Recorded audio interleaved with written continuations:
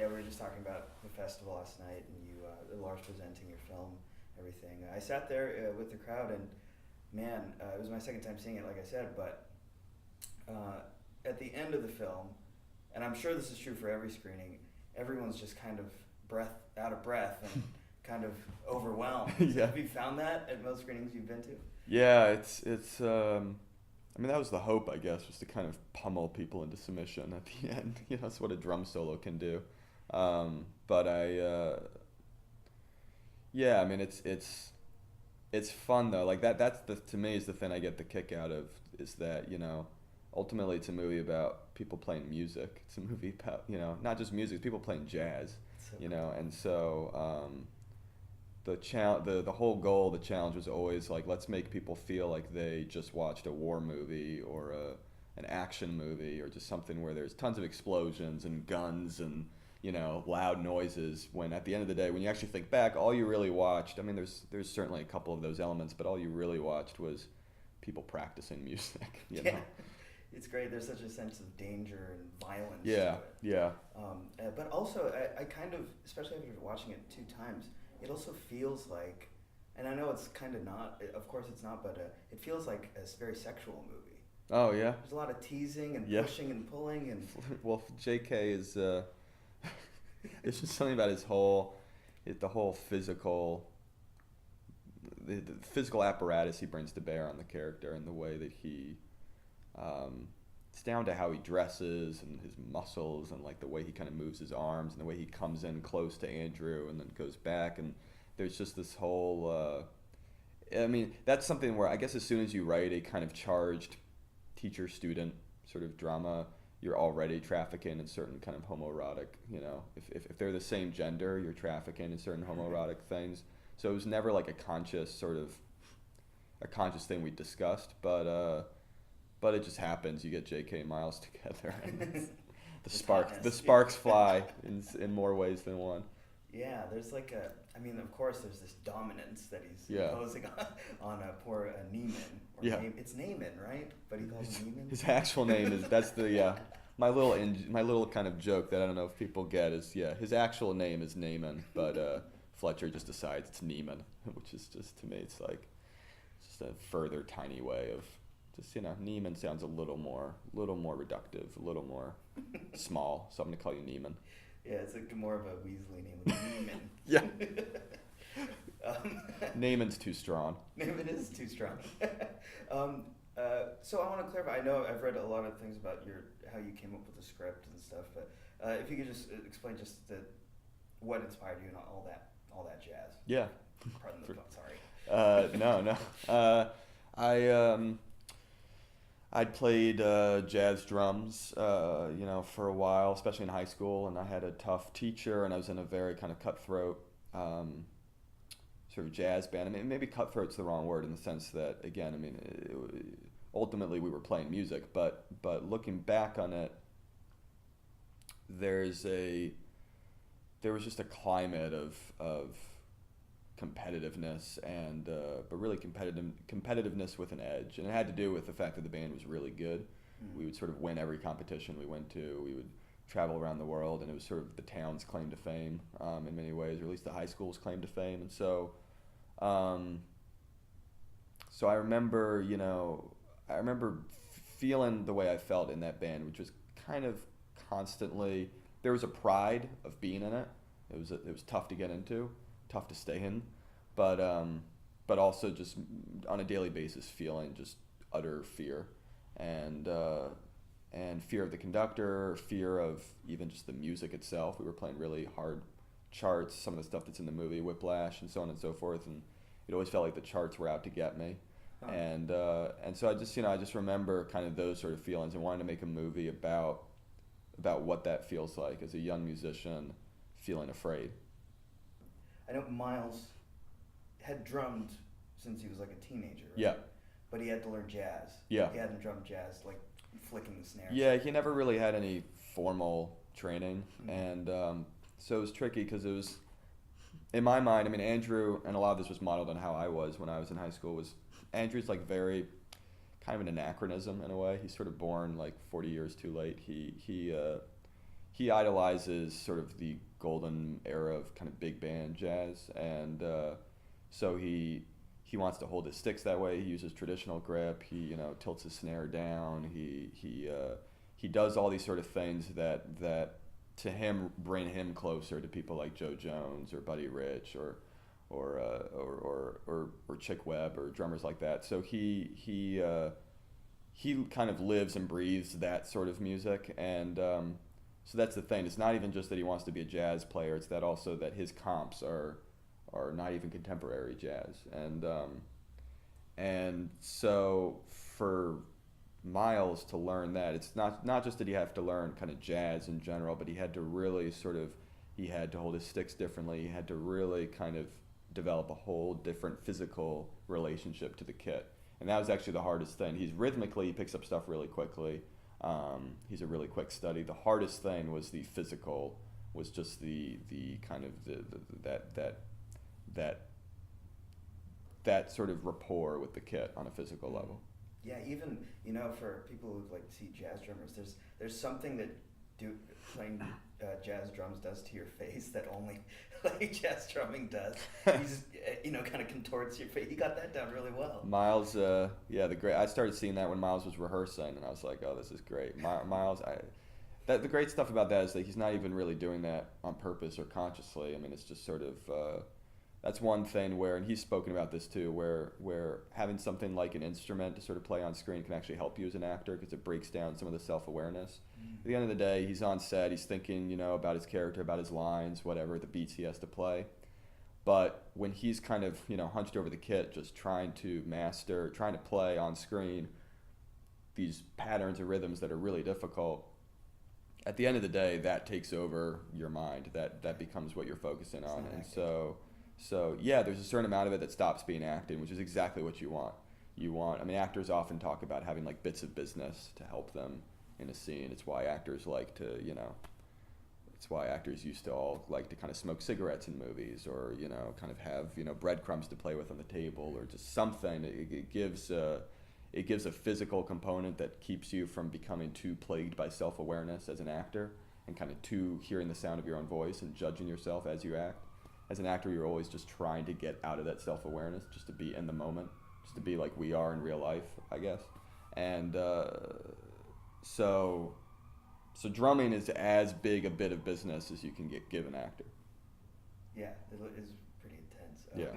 And J.K., did he work out for this role? Like, I thought he was going to have a heart attack. He was so jazzed. J.K. at some point decided that it wasn't even specific to this movie. He just decided to get into really good shape. So before I even met him, when I met him, he already had that kind of physique. But then it was a matter of deciding to keep that physique. Was to sort of there's different ways you could take Fletcher, but I think Fletcher is someone who's so kind of, it helped the emotional texture of the movie to just have someone where you feel like you can see their veins, you can like feel their sinews, and like just the kind of, you can feel the muscles quivering. There's just he's this kind of pulsating sort of set of veins and muscles, and it makes him really sort of scary, but also kind of weirdly captivating to watch. Yeah, he has such an interesting face too. Yeah. You could study that face for hours. Absolutely. And speaking of cinematic, I mean, not to spoil anything, but the final 15, 20 minutes of the film is.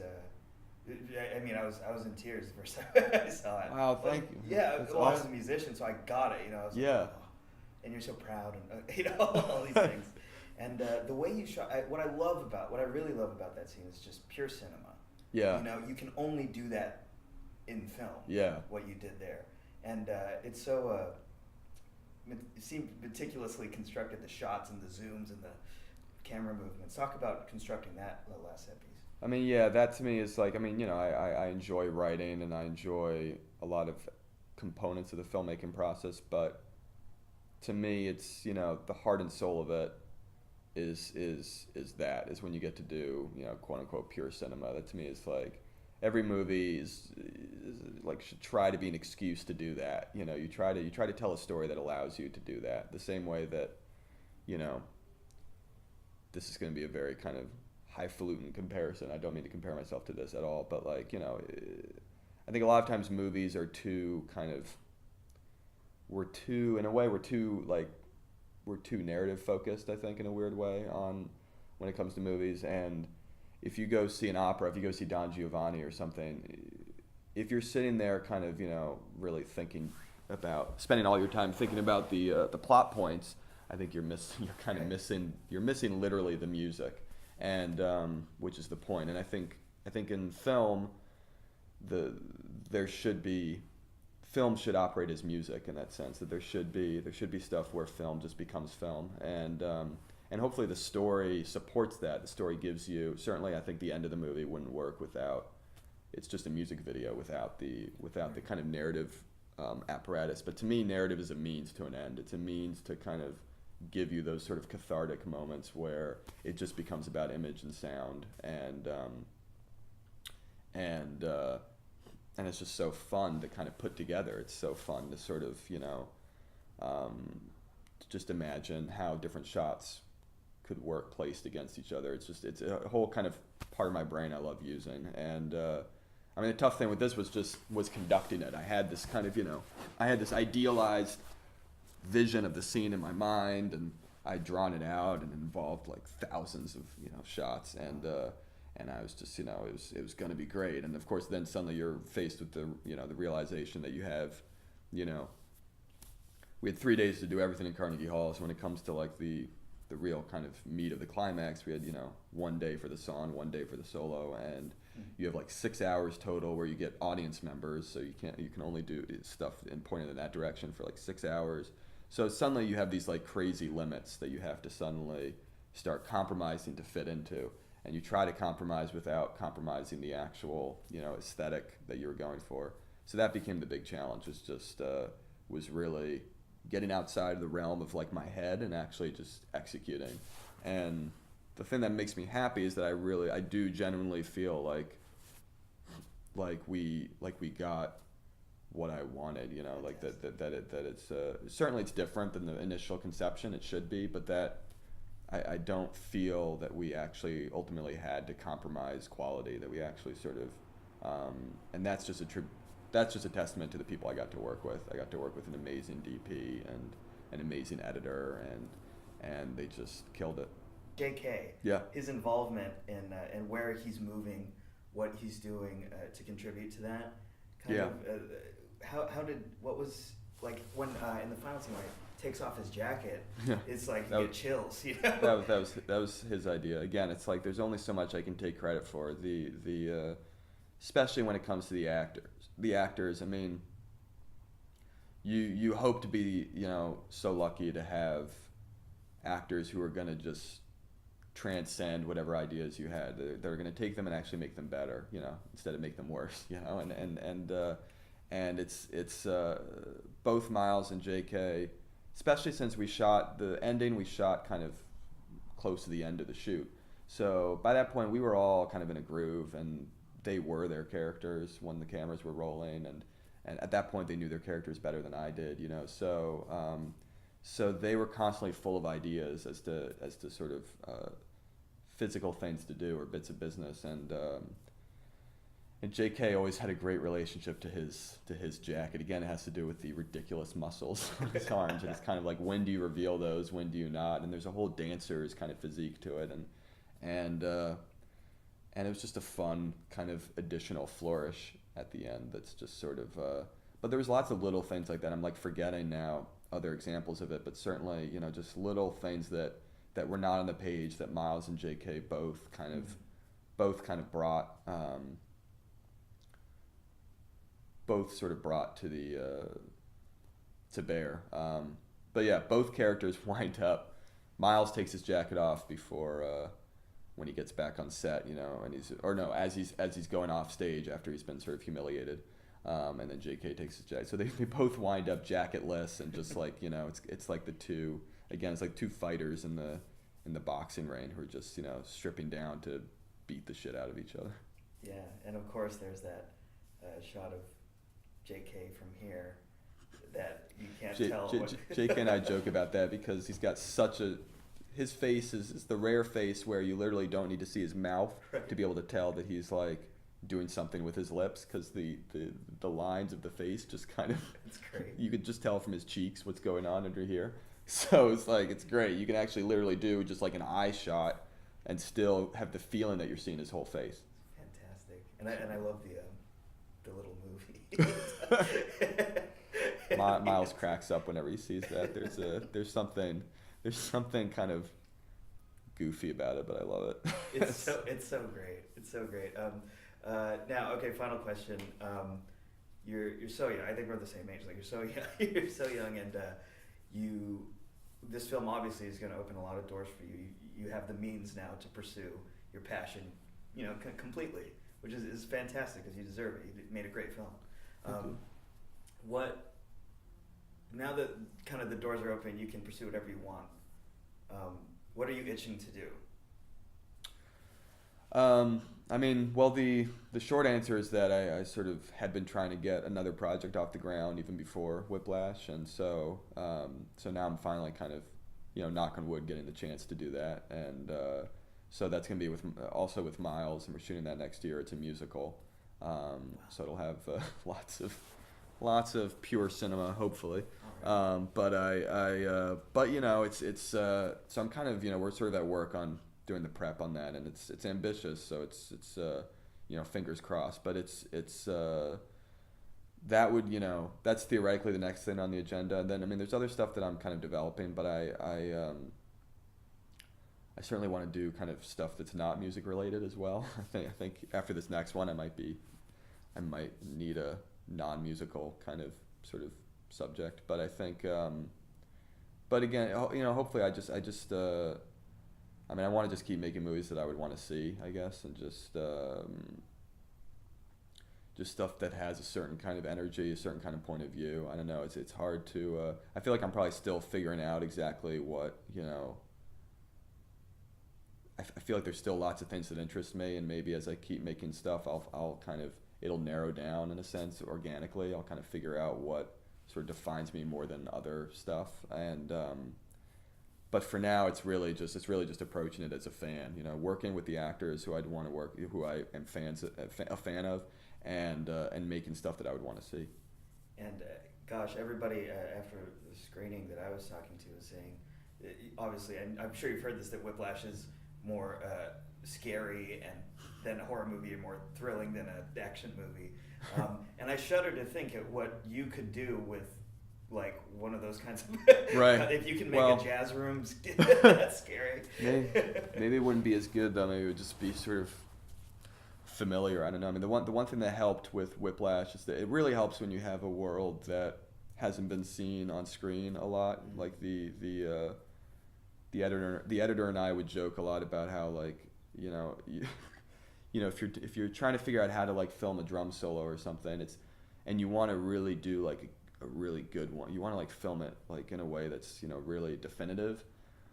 You're actually aided by the fact that there's not that many examples. It's like, if you're doing a boxing movie, it's like, good luck, topping the boxing fights in Raging Bull. And if you're doing a car chase, good luck topping any number of a dozen of great car chases. But if you're shooting a drum solo, it's like there's not quite the depth of comps. So it's the funny advantage of actually taking a world that maybe seems less accessible. You take a world that seems kind of almost too specific to make a movie about, and that actually gives you a little bit of a playing field. It kind of gives you a new sandbox to play in, so you can actually hopefully leave your mark a little more easily. Sets the standards lower. Wow, you must have so many, like, jazz musician groupies, like, who are thankful for you getting their world up on the screen. I don't know. Yeah, I mean, I hope so. I mean, I certainly, certainly it's not a movie that's true to every, like, it doesn't represent an experience that's true for every jazz musician, but certainly there's a lot, and there's a whole side of the music that I think hasn't been seen on film before, and it is this more, and I sort of try to sort of emphasize, it's not the entirety. This movie does not show the entirety of jazz. It's a very specific subsection. It's a type of jazz. It's a specifically aggressive type of big band jazz, drumming led, that is really about technique. It's not about subtlety, really, and that sometimes fosters this kind of behavior. But that's a sliver of jazz. Is such a versatile, grand art form that there's so many other kind of shades to it. But hopefully, this movie at least gets that kind of sliver of jazz right.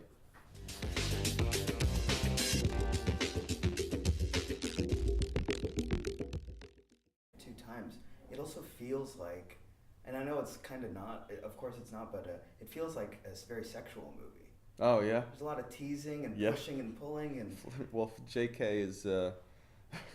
It's just something about the whole physical, the physical apparatus he brings to bear on the character, and the way that he, it's down to how he dresses and his muscles, and like the way he kind of moves his arms, and the way he comes in close to Andrew and then goes back, and there's just this whole. I mean, that's something where I guess as soon as you write a kind of charged teacher-student sort of drama, you're already trafficking in certain kind of homoerotic.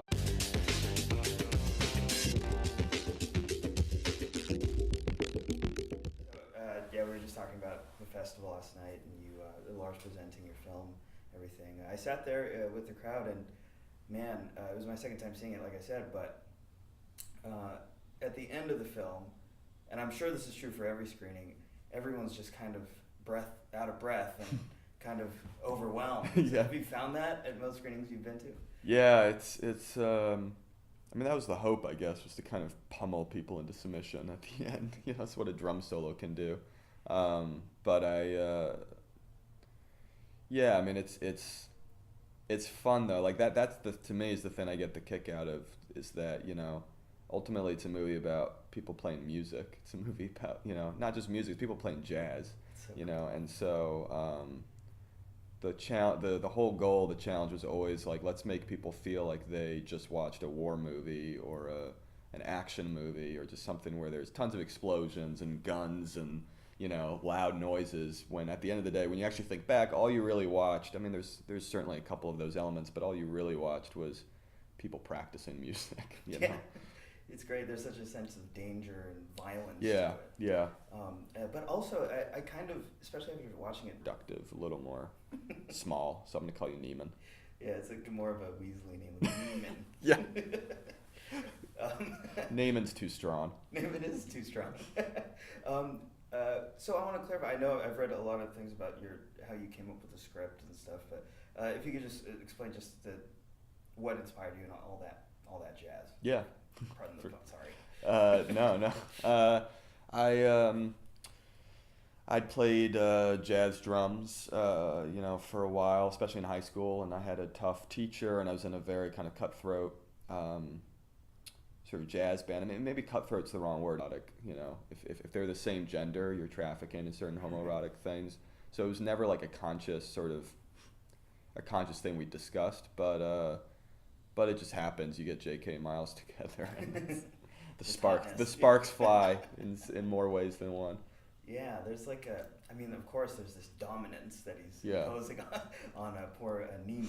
Yeah. It's Neiman, right? But he calls him Neiman. His actual name is, that's the my little kind of joke that I don't know if people get is, yeah, his actual name is Neiman, but Fletcher just decides it's Neiman, which is just, to me, it's like just a further tiny way of just, you know, Neiman sounds a little more